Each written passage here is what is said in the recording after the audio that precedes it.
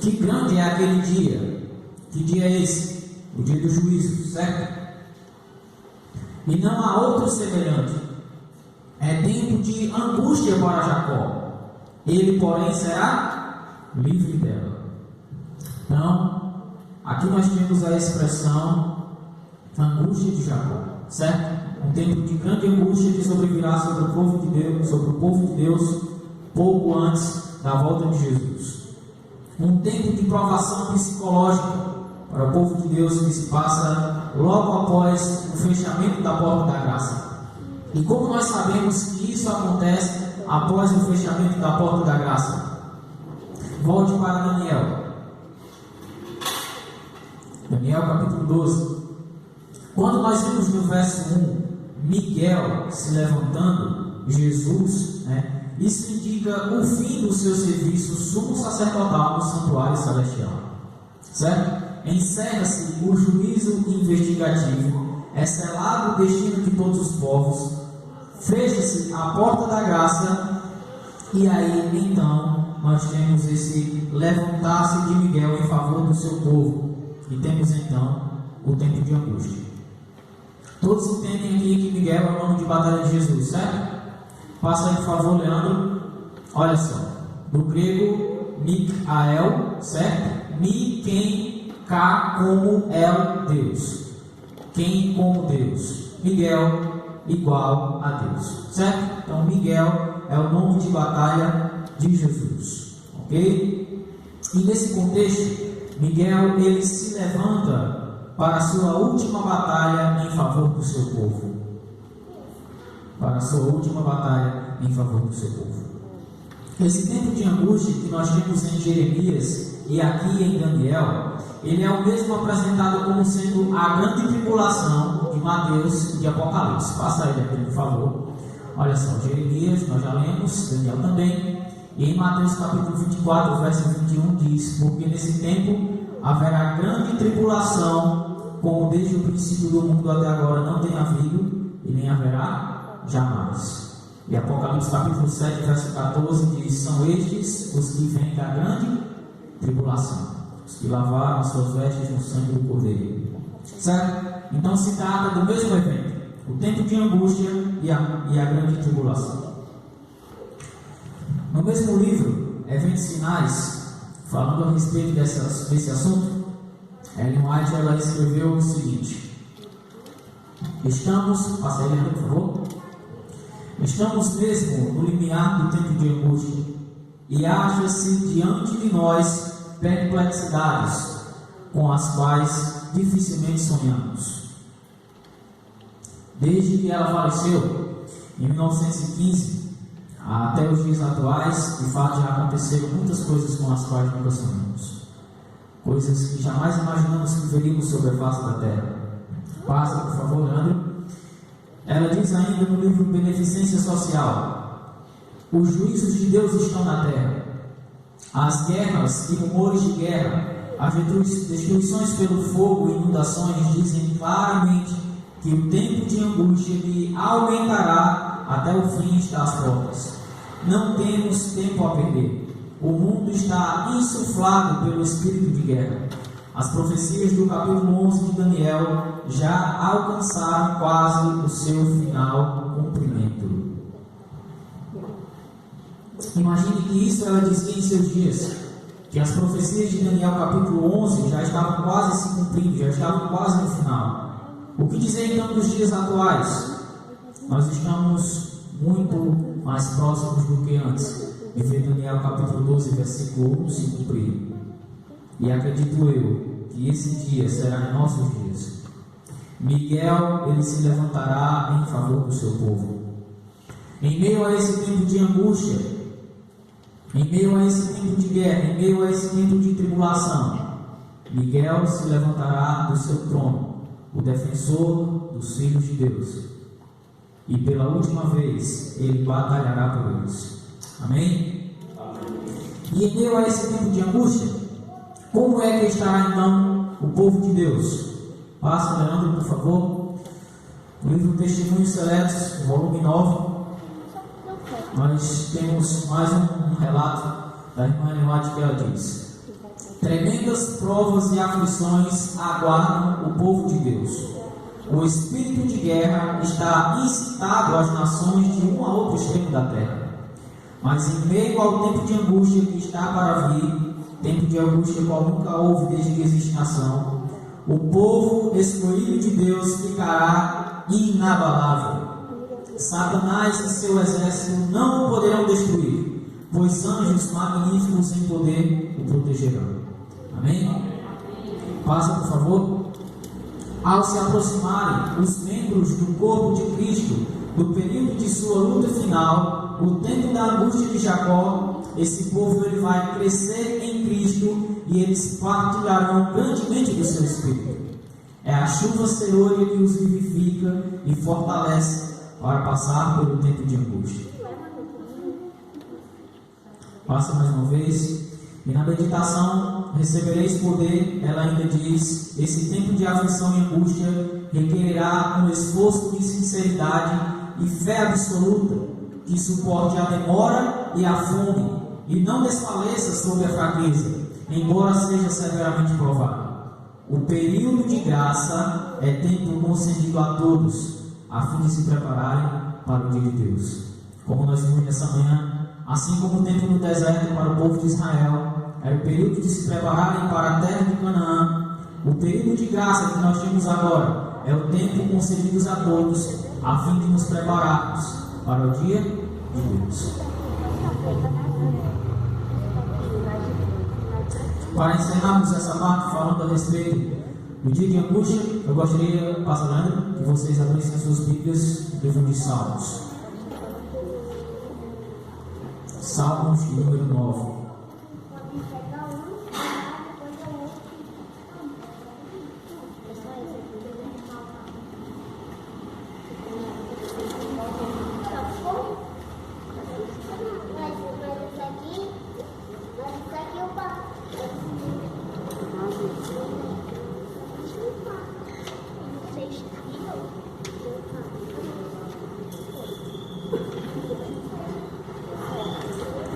Salmos 9, verso 9 e verso 10.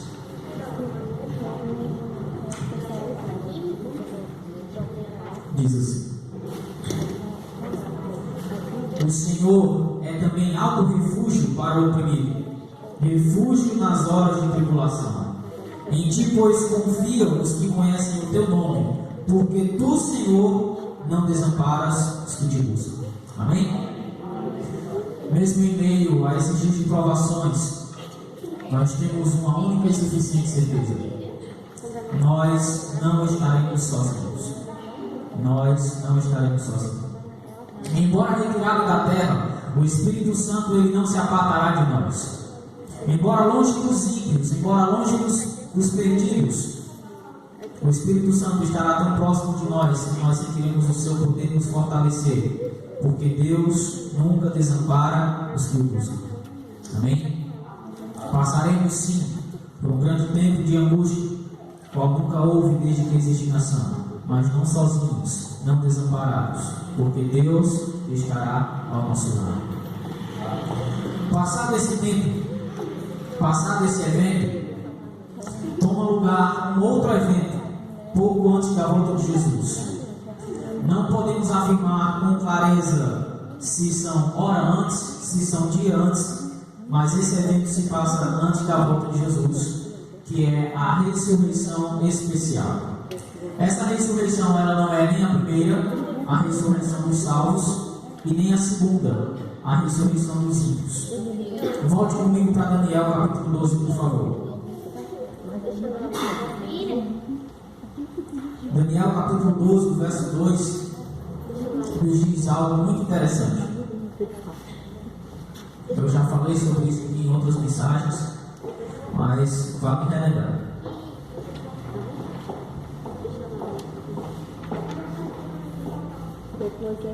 Daniel 12, verso 2 nos diz o seguinte: atente para a primeira palavra. Muitos dos que dormem no pó da terra ressuscitarão, uns para a vida eterna e outros para a vergonha e horror eterno. Então reparem que Daniel ele não usa a expressão todos os que dormem no pó da terra ressuscitarão. Ele diz muitos. Então isso se trata de uma ressurreição especial que ocorrerá antes da volta de Jesus e antes também da ressurreição dos salvos, certo? E nessa ressurreição especial, quem ressuscitará? 2 grupos de pessoas. De acordo com a Bíblia, Apocalipse capítulo 1, verso 7, até mesmo aqueles que traspassaram Jesus o verão nas nuvens do céu. E para isso, eles precisarão ressuscitar. Então, nesse primeiro grupo, os ímpios, nós teremos as pessoas que participaram do julgamento de Jesus e as pessoas que participaram de sua crucifixão. Certo? Eles são aqueles que ressuscitarão para a vergonha e horror eterno. Mas e o segundo grupo de pessoas? Os salvos que ressuscitarão nesse evento especial. A Bíblia, ela permanece em silêncio a respeito desse assunto. Nós não temos nenhuma luz bíblica a respeito disso. Mas Ellen White, em um dos seus livros, ela nos dá um parecer de quem poderá ressuscitar nessa ressurreição especial. Que são aqueles que morreram crendo na mensagem do terceiro anjo, acreditando e pregando a breve volta de Jesus para os seus dias. Então, nessa ressurreição especial, nós teremos esses 2 grupos de pessoas, representando os salvos e os ímpios, que ocorrem pouco antes da volta de Jesus. Certo? Uns para a vida eterna e outros para a vergonha e horror eterno. Vamos ler mais uma vez aqui, por favor, o verso 4, Daniel 12, verso 4. Tu, porém, Daniel, encerra as palavras e sela o livro até o tempo do fim. Muitos o esquadrinharão e o saber se multiplicará. Esse verso ele é muito conhecido, porém ainda muito mal interpretado teologicamente. Quando se diz que o saber se multiplicaria, que o saber irá se multiplicar, se refere ao saber do próprio livro de Daniel. Muitos ainda acreditam que esse saber está relacionado à ciência, à tecnologia, à medicina. De fato, todas essas coisas estão avançando. Mas quando diz aqui que o saber se multiplicará, se refere ao saber do próprio livro de Daniel. As pessoas estudariam esse livro e iriam compreendê-lo. De acordo com o livro Martyr, de 1946, o escritor declara que somente nos anos de 1800 a 1850 foi que aproximadamente 100 pessoas conseguiram entender claramente o que está escrito nos livros, ou melhor, nos capítulos do livro de Daniel. De 1800 a 1850, aproximadamente 100 pessoas conseguiram entender o que está escrito em Daniel. E o que foi que aconteceu nesse período? O grande desapontamento. No ano de 1844, justamente o período em que se deu o grande desapontamento, onde as pessoas estavam estudando fervorosamente o livro de Daniel. Eu gostaria de encerrar a parte da leitura, lendo mais uma vez com vocês, do verso 5 até o verso 3. Eu sei que nós já lemos, mas eu gostaria de repetir, certo? Verso 5 diz: Então eu, Daniel, olhei, e eis que estavam em pé outros 2, um de um lado do rio e o outro do outro lado. Um deles disse ao homem vestido de linho que estava sobre as águas do rio: Quando se cumpriram estas maravilhas? Ouvi o homem vestido de linho que estava sobre as águas do rio, quando levantou a mão direita e a esquerda ao céu e jurou, por aquele que vive eternamente, que isso seria depois de um tempo, 2 tempos e metade de um tempo. E quando se acabar a destruição do poder do povo santo, estas coisas todas se cumprirão. Eu ouvi, porém não entendi. Isso Daniel dizendo, certo? Daniel não entendeu.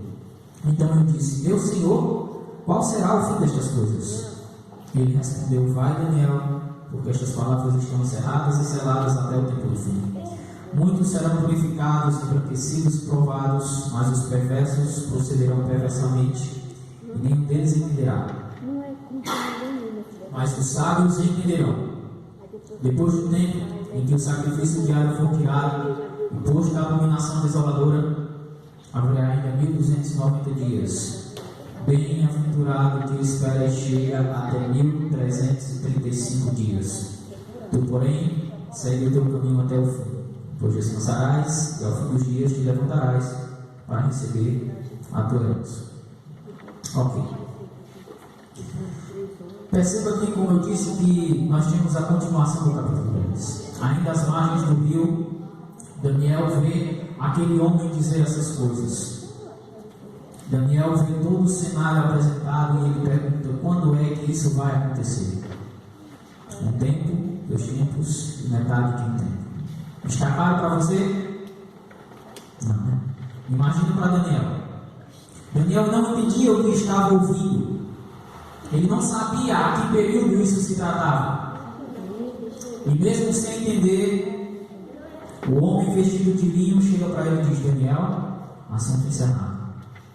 Sela o livro, porque isso é para o tempo do fim. Não cabe a você saber. E Daniel morreu sem entender.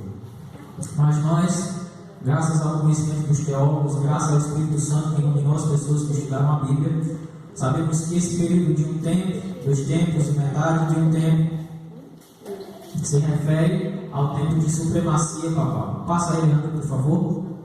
Vamos fazer uma continha rápida aqui, né? Um tempo significa em profecia um ano, não é isso? 2 tempos, 2 anos, e metade de um tempo, ou seja, metade de um ano, 6 meses. Fazendo a soma, 3 tempos e meio, 3 anos e meio. Ok? No calendário judaico, um ano tem exatamente 360 dias. Se você multiplicar 360 por 3, mais a metade de 360, você vai chegar a 1260 dias, que em profecia são 1260 anos. Ok? Esse é o período da supremacia papal, que começou no ano 538 depois de Cristo e foi até o ano de 1798. Essa partezinha aqui ela foi tirada de um artigo da igreja que eu vou colocar no grupo para vocês verem depois, certo? Diz assim: um infame e extravagante bajulador de Símaco, que era o Papa, chamado Enódio, que chegava mesmo a ponto de asseverar que o pontífice romano era constituído juiz em lugar de Deus, posição por ele ocupada como subgerente do Altíssimo. Então, durante esse período de supremacia papal, Deus estava de férias e um líder religioso assumia o lugar dele. Esse é o período que nós temos aí desse 1 tempo, 2 tempos e metade de um tempo. E aí o profeta, ou melhor, e aí o homem vestido de linho disse a Daniel que essas coisas aconteceriam depois desse período de 1260 anos. Então nós vemos aí, certo? 1 tempo, 2 tempos, metade de um tempo, 1260 anos, período de supremacia papal de 538 a 1798. Mas ainda restam aí 2 períodos, 1290 e 1335, né, que estão aí no verso 11 e verso 12. Ok? Os 1290 dias, no versículo 11, é claro que também são anos proféticos. Ok? E o que é que nós podemos entender desses 1290 anos? O que se entende é que esse período é uma extensão dos 1260 anos. Veja, todas as datas proféticas, elas partem de algum evento marcante para o povo de Deus. Então, início de uma profecia, aconteceu algo marcante para o povo de Deus. Fim de uma profecia, aconteceu algo marcante para o povo de Deus. Então, todas as datas proféticas, elas partem de algum evento histórico que tinha importância para o povo de Deus. Certo? E aí, passa aí, Leandro, por favor. Então, nós temos o seguinte. Esse período de 1290 anos, ele antecede o período de 1260, 30 anos. Vamos lá. O período de supremacia papal começou em 538 depois de Cristo, e esse período de 1290 anos, ele começou no ano 508, 30 anos antes, certo? E o que foi que aconteceu no ano de 1508 no ano de 508 de importância para o mundo cristão? no ano 508, houve a conversão de Clovis e houve a publicação do livro Cidade de Deus, de Agostinho. Passa aí, Leandro, por favor. Não, é lá mesmo, pode voltar. E o que é importante, esse Agostinho, ou melhor, esse Clovis, ele teve para a história dos cristãos em sua conversão. Clovis, ele era o rei dos francos, a tribo bárbara que hoje é a atual França, certo? E ao se converter para o cristianismo, o catolicismo do tempo, ele deu um poder de guerra para a igreja, para que a igreja pudesse perseguir todo o paganismo e todo o ocultismo. A igreja que havia sido perseguida, agora persegue. E aí teve também a publicação desse livro de Agostinho, A Cidade de Deus, Civitate Dei, que foi uma grande revolução do tempo, para o mundo cristão, certo? Então nós temos esse marco também aí, nesse período de 1290 dias, que teve também seu fim no ano de 1798, assim como o período de 1260 anos. Ok? Mas e o que foi que aconteceu aí então, nesse ano de 1798, que encerrou esses dois períodos, de 1260 e 1290 anos? Passa aí, por favor, Leandro. Não tem mais. Pode deixar.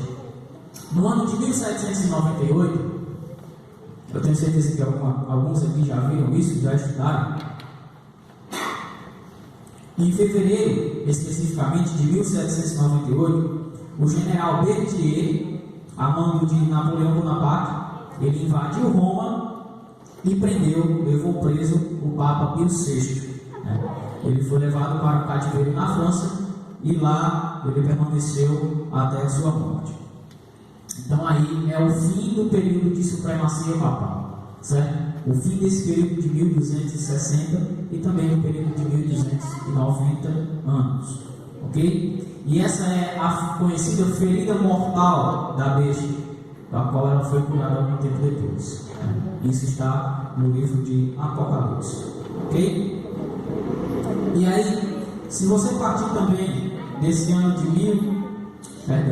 desse ano 508, e você viajar essa última parte do livro de Daniel aqui, 1335 dias, ou 1335 anos, você chega ao ano de 1843, 1844, por aí, certo? Partindo desse ano, 508. E o que é que estava acontecendo nesse período? Um movimento multidenominacional chamado de os Israelitas. Um povo que, depois de haver estudado as profecias de Daniel, guiados por um homem chamado Guilherme Miller, pregavam fervorosamente o breve retorno de Jesus. O início do verso 12 diz: bem-aventurado o que espera, chega até esse tempo. Que tempo? Um tempo maravilhoso em que esse povo estava vivendo. Esse período para eles era mais importante do que qualquer outra coisa. Nada importava mais para aquele povo naquele momento do que a volta de Cristo Jesus. Bem-aventurados e felizes os que vivem, os que viveram e esperaram por esse evento. Todas as outras coisas para aquele povo naquele momento eram periféricas. Nada mais importava do que pregar e anunciar o breve retorno de Cristo Jesus à terra. E foi por isso que eles viveram em um momento tão feliz. Bem-aventurados os que esperam. Bem-aventurados os que esperam. Sabe, muitas vezes nós podemos cair na tentação, ou melhor, não na tentação, nós podemos nos ter a curiosidade de perguntarmos como Daniel. Verso 6, no finalzinho ele diz: quando se cumprirão estas maravilhas? Quando se cumprirão estas maravilhas? E aí nós temos algumas perguntas que muitas vezes nós podemos fazer. Quando se cumprirão estas maravilhas? Até quando, Senhor? Até quando eu vou esperar? Até quando eu vou ver mais sofrimento? Até quando eu vou ver esse mundo sucumbindo em miséria e pecado? Até quando eu vou ter que chorar pela morte de pessoas que eu amo? Até quando eu vou ver sofrimento e morte? Até quando? Daniel ele se perguntou: quando, Senhor, se cumprirão estas maravilhas? Quando tudo isso vai acontecer? E aí agora eu gostaria de fazer a separação entre duas palavras: esperar e esperança. Daniel, ele não recebeu a resposta do que queria. Deus ele simplesmente diz: vai, Daniel, e sela o livro até o tempo do fim, assunto encerrado. Mas no final, você vai se levantar e você vai receber a recompensa por tudo que você fez. Daniel, ele não morreu esperando. Daniel, ele morreu esperançoso. É diferente. A espera, ela é passiva e cansativa. Você não espera ansioso na fila de um banco para pagar o boleto. E nada você pode fazer a não ser esperar. A espera, ela é passiva e cansativa. A esperança, ela é ativa e motivadora. A esperança, você, além de estar esperando, ansioso por aquilo que vai acontecer, a ansiedade lhe consome e você se prepara, você compartilha com os amigos algo grandioso, você está esperançoso de algo bom, de um casamento, da construção de uma casa, de um emprego, da volta de Jesus. Esperar e esperança são duas coisas diferentes. E a esperança de Daniel era tamanha que ele, por meio dela e de sua fé, foi capaz até de testemunhar os pés de Deus. Nós não devemos viver nesse mundo somente esperando. Nós devemos viver esperançosos. A pergunta que Daniel fez: quando se cumprirão estas maravilhas? Deve estar em nossos lábios, mas não somente nos perguntando e esperando, mas esperançosos. Nós não devemos viver apenas esperando a volta de Jesus, mas viver esperançosos. Nós não devemos ser alguém que apenas espera passivamente, mas enquanto nós esperamos, nós devemos pregar. Daniel morreu sem saber quando, e talvez isso aconteça com alguns de nós. Quando? Nós não sabemos, e talvez muitos descansem sem saber. Mas no verso 12 ele diz: bem-aventurados aqueles que esperançosamente aguardam até esse tempo, até o breve retorno de Cristo Jesus. E muito em breve nós veremos o cumprir de Daniel capítulo 12, versículo 1. Miguel, o grande príncipe, o defensor do povo de Deus, irá se levantar e pela última vez batalhará pelo seu povo. E então, depois desse grande e terrível tempo de angústia de todas as lutas dessa terra, finalmente nós teremos a tão sonhada e eterna paz por toda a eternidade nas mansões celestiais. Amém? O breve retorno de Cristo Jesus é aquilo que nós esperamos. Quando? Não sabemos. Mas bem-aventurado, feliz aquele que esperar por esse dia, seja em vida ou descansando, assim como Daniel, que aguarda o dia da volta de Jesus para receber a sua recompensa. Amém?